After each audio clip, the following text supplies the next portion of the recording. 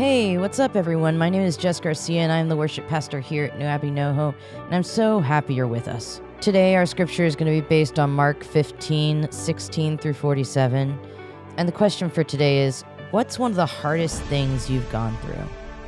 Take a moment, press pause, and when you're ready, press play, and enjoy the message by our pastor, Darren McKenna.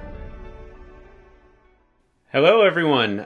Welcome to, I feel like I'm John Oliver starting the show today. Welcome to The Void, aka my bedroom. With the recent spike in cases, we just decided we wanted to be safer and just kind of maybe we'll lower our production value for just a little bit in the interest of safety and health. So here we are in my bedroom, sitting down, and it's gonna be great. So thank you for bearing with us. But, I'm really excited about today's passage. I'm really excited about where we are in the story of Jesus. It's that awkward moment where we say that I'm apparently very excited about the death of Jesus. But we all know this. This is such a central piece of the Jesus story and of the Christian tradition. And it's something that we hear so often that often we miss the nuances of the story. And you know how I've loved walking you through the book of Mark and noting how Mark really was a masterful writer. He's writing this socio-political commentary on the life of Jesus. And now we're getting to the final act, the final moment in the story. And honestly, while the death is so obviously central theologically, it's also just how Mark brings this story together, and we're going to see so much just in this one chapter is really incredible. So I'm just going to be kind of looking through this story and kind of pointing out, because honestly, it's just so rich. I could spend an entire sermon on just verses in this passage. And we're not going to do that. So I'm going to try to get through all of this very quickly. So bear with me, and I'm excited for the conversation today because we need to talk about death in 2020, during a pandemic, during a year where there were a lot of dreams that were lost and a lot of dreams that felt like they died. We need to be able to talk about death. So we're going to do that today. So got my Bible here, and I'm just going to start reading through this with us and kind of talking about this story and the way it unfolds. I know we just read it as a community today, but we start the story with the torture of Jesus. And we just have to recognize that this is, though torture happened frequently in that day and with political prisoners, this was a uniquely horrible torture. We can see in the kind of the story as it moves on that Jesus was having a hard time walking, that they really did a number on Jesus's body. And we even see later that he dies sooner than they expected on the cross, right? So what they did to Jesus's body in that moment was really horrible. It was really painful, and it was very cruel. But we'll kind of move on from that piece of the story because that's not as interesting to look at as what happens next, because they bring Jesus from the place of torture, and they bring them what we know as the Via Dolorosa, right? The pathway to the cross that Jesus took.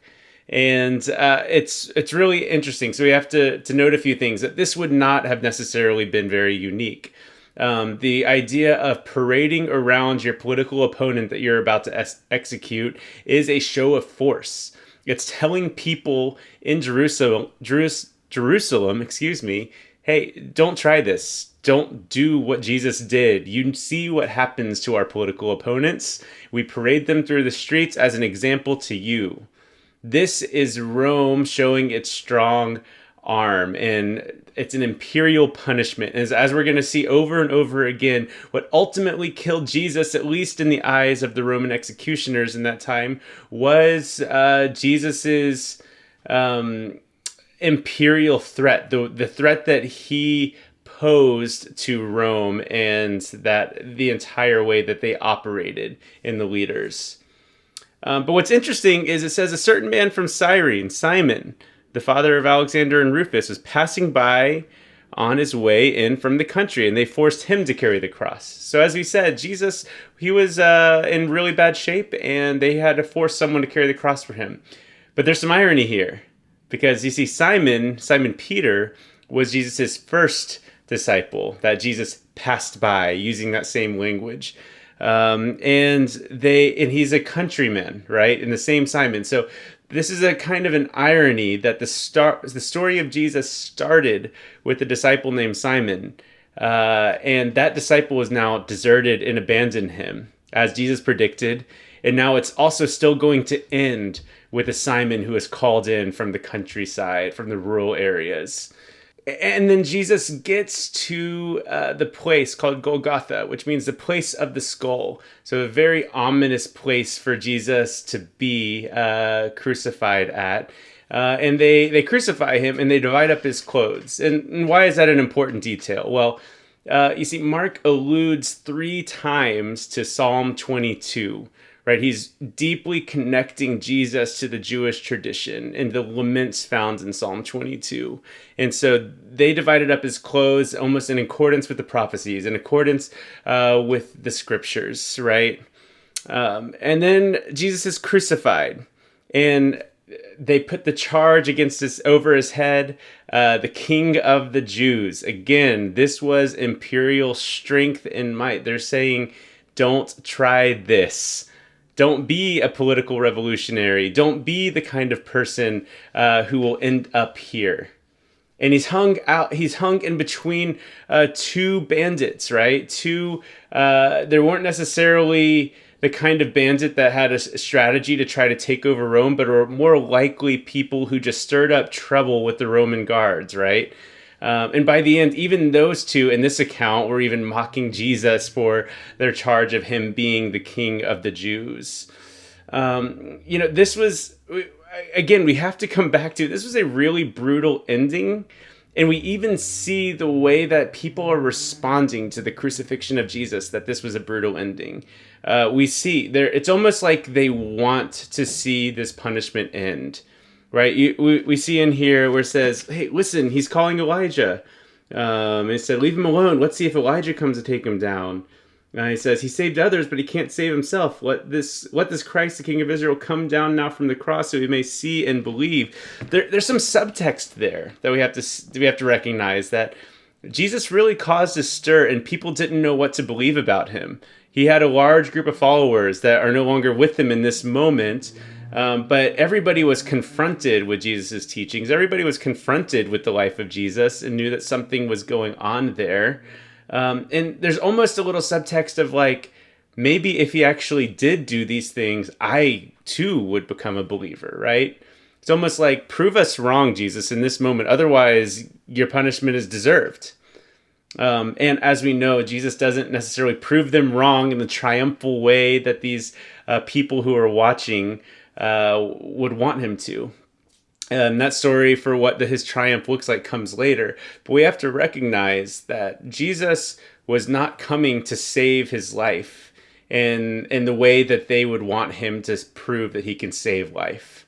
Jesus' intentions were to create life in this new kingdom order, this social order that is inclusive and does justice to every single person. So we also get to the second of the laments here. They're the second of the allusions to Psalm 22, because there are people just passing by, and it says they shake their heads at him and saying, "You're going to destroy the temple and build it up in 3 days." And that also is an allusion to the language used in Psalm 22, the way that the crowds treated him. And why is this important? Well, because it's ironic, because those crowds for so long had been with him. We've talked about this, the Greek word achos, the people who were around Jesus all the time that gave his support. And now I'm even remembering that I forgot to mention earlier, the other irony of the story is how Jesus was paraded out with Simon. It's a direct in direct opposition to the way that Jesus entered Jerusalem triumphantly. Instead of triumphantly with the crowds being hailed as some sort of savior, he's leaving Jerusalem with the Roman guard as someone who is convicted of death, and the crowds had deserted him, and mostly his disciples had deserted him. Right? There's so much irony here. Mark is closing up all of these storylines, all of these little bits that have happened in Jesus's life, in honestly a really kind of depressing way. He's like, this is failure. It's kind of what you get from this Mark story. And where else do we see that? Well, we see that at the when the darkness comes over the land for 3 hours. We see this allusion to the Exodus text. And then immediately after that, Jesus screams out, "Eloi, Eloi, lama sabachthani." I don't know if I pronounced that correctly, but I said it confidently, so you probably think I did. But that just means, my God, why have you forsaken me? Another allusion to Psalm 22, all laments, right? We're seeing over and over and over and over again the irony of Jesus' story that was filled with so much hope ending in a truly horrific way. And then Jesus finally dies on the cross. And the next thing that happens is the curtain of the temple is torn in two. And it's almost to say, it feels like an allusion to that passage about an old garment not being able to be patched up, right? The old garment being this curtain in the temple that would divide the Holy of Holies. This was an upending of the social order, right? Jesus' death, and we know this from what happens next in the story, but it truly did fully upend the way that people perceived, or way that that faith tradition that came out of the Jesus movement, the Christian tradition, how they perceived where God was and how people interact with God. And so there's another thing for us to notice in this passage that I think is really important for us to talk about, because I think this gets misinterpreted pretty often. There are three kind of eyewitness accounts that the scripture talks about to Jesus' death and what happens afterwards in the burial. And the first one is the Roman centurion, which frequently is kind of cast as this person who finally confesses and repents. And I don't really see the story like that. And the commentary I'm working with, Ched Myers, doesn't see it like that. I think this man is representative of Rome. And basically, again, that Roman power they had over it. You see, this centurion names Jesus, and surely this man is the Son of God. Well, who are the only other people who name Jesus in the book of Mark after Mark 1:1? Well, it's the demons, right? It's the demons in the Gerasene demoniac. It's there's another demonic story where they name Jesus as the Son of God. And this is the third time that Jesus is named as a Son of God, except for this time Jesus isn't able to silence the man because Jesus is dead. You see, I think this man actually represents Rome being over and against Jesus and having the final say. This is saying that Rome won when this man, the evil one in this case, when this man names Jesus as the Son of God. It's not a discipleship story. This man goes back to report to his captain. And we know from the way that Jesus even treated the scribes that they're like, oh, you're very close to the kingdom of God. But because they still worked in the scribal system, he was like, you're still not a part of it, right? And this man to kind of stay in his Roman post wouldn't make sense that Mark would include this as a discipleship story. Just is not consistent with the book of Mark. But then the second kind of named person is Joseph. I think they name him as Joseph of Arimathea in this book. That might be, yeah, they do. And again, this is a man from the council, and oftentimes people cast him as a secret disciple, as if somehow, and like when it says a part of the council, we're really led to believe that this man was a part of the Sanhedrin that just convicted Jesus and sent him to Pilate to end up being executed. And can we really believe that someone is a part of that group and complicit with that group was really secretly following Jesus this whole time? it just doesn't really track. But it seems like this man is representing the way that the Sanhedrin, or the Jewish establishment, that the religious establishment at that time, had clinched their hold on Jesus, and they had the final say. You see, the way that he buried Jesus, it was in a hurry, and there's all sorts of talk about maybe it was because Sabbath is coming. But at the same time, if he had honor and respect for Jesus, he would have gone through the traditional burial practices. He would have put in the spices or whatever that looked like. And it's something that the text is clearly saying that didn't happen with this burial, because the women had to do that later.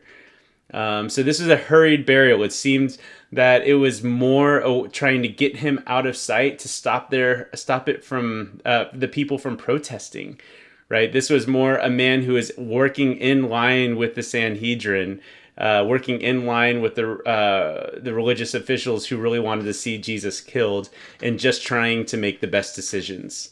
And it would make sense that at the very end of Jesus' death, we see the final kind of clinch of Rome and the final clinch of the religious system coming in and subverting and showing their ownership of Jesus in the way that they were the ones that were able to execute him. But then we have the women, the true disciples. Again, this is not a small plot line in the book of Mark. We've seen this over and over again, that whereas the men, the 12 disciples, the apostles, consistently didn't get it, women were always stepping up as the ones who truly understood what Jesus was saying about the way of the cross. And there are 3 women there, and they're named, and I don't think their names are, I'm glad that they're named, because not all the women are named, but I don't think that's as important as much as it is that it's 3 women. It's replacing the inner 3 that Mark talked about. And we see the culmination of Jesus' statement, the last shall be first. These women who were with Jesus at his last breaths are the ones that'll be there first for the resurrection of Jesus. It becomes a very literal, something that's so ideological to us, it becomes a very literal circumstance with these women. So this is the death of Jesus. This is a story we've heard so many times. And hopefully I've illuminated some ways that this really kind of closes up the book of Mark in a really, it's seemingly a very negative light. And I want us to spend some time thinking about the idea of death and pain and of rejection, because see, this is something that we all deal with. None of us are immune from the effects of death in our lives, and I love that about Christian tradition, because it's very subversive in that it paints death not only as something that happens, but something that is central, and paradoxically so. Like, death is in some ways good, which is really hard for us to say and hold that very well as humans. This is what the contemplative tradition tries to do all the time, which we're going to talk about a little bit more later. But we don't want a tradition, or I don't want a tradition that doesn't mirror our actual lives and what actually happens. And I'm very grateful for this tradition that has forced me to look at death my entire life and look at the complicated nature of it. That sometimes death offers something to me, and sometimes death is painful, and most of the time it's both, right?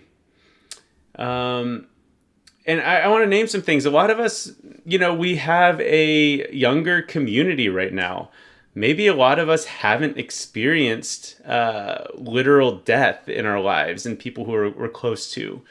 And that's okay. I actually really want us to be a kind of community that recognizes that life is a continuous cycle of life and death. And we have little deaths all the time. Whether that's a death in our ego, whether it's a death of an idea or of a chapter in our lives or pain, like all of these little deaths count. And I want us to know that and believe that, because all of those moments in our lives that are difficult deserve to be grieved, deserve to be mourned, deserve to have the space that they need to heal and to process and to move on. But something I also recognize is that young people often, we don't really know how to talk about literal death very well. And it can be very isolating for people who have experienced it at a very intimate way. And we're in 2020. Death is unfortunately more of a reality this year for many of us than it's been in a very long time, maybe our entire lives. It certainly is for the country as a whole. And I really want us to be a kind of people who are able to talk about the literal death well, and begin to have some handholds for what those conversations can look like, and other ways of understanding what death is and isn't, and what it does and how it impacts our lives. And I was doing some research this week on death and how do we have those conversations well. And what it came down to is I started to recognize as I was listening to rich traditions that have done so much work around death and how to greet death in your old age or whenever you do. I recognize that I'm a young person who has not experienced so much death in my life. And that's just who I am. There's not a problem.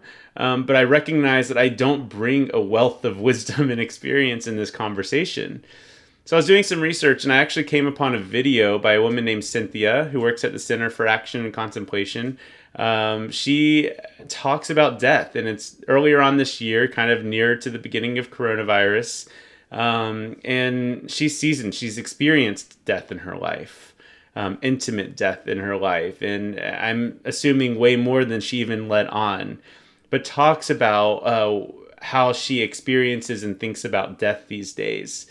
And I thought it would be good for our community to hear from somebody with that experience, to engage this conversation well, as we're in the story where we recognize that death is just a part of the life of Jesus, and not even the end of the life of Jesus. We'll talk about next week. But that death is actually just the beginning of a different way of being. And what she would say is death is the beginning of being fully alive, and your true self. And there's quite a lot there. And she's a contemplative thinker, and I encourage you to listen to her more and look her up, read her books. So we're going to watch a short video with her and allow her to speak into our community a little bit from her perspective. And when she's finished speaking, we're going to come back into our small groups and we're going to answer the question, what's something that feels like death to you in your life these days? Or maybe there's literal death that you need to process. How are you holding space for that? How are you grieving, mourning? How are you caring for yourself and the other people involved? I want us to be able to acknowledge some things. So if for you're not experiencing any literal death, maybe there's something in your life that you would actually benefit if you just named it, that this is a little death in me. There's a part of me that because of 2020, because of the pandemic, because of this circumstance or that circumstance, there's a part of me that feels like it is dying. But maybe you can care for yourself better when you name that. So we're going to watch this video, come back into our groups. And again, the question is, what is something that feels like death in your life these days? And how can you hold space for it? Look forward to the conversations. Thank you for joining us. Follow us on Instagram at New Abbey NoHo. And if you're interested in giving to New Abbey NoHo, feel free to head over to www.newabbey.org/generosity. Be sure to scroll down to the North Hollywood Fund. Thank you, and have a blessed week.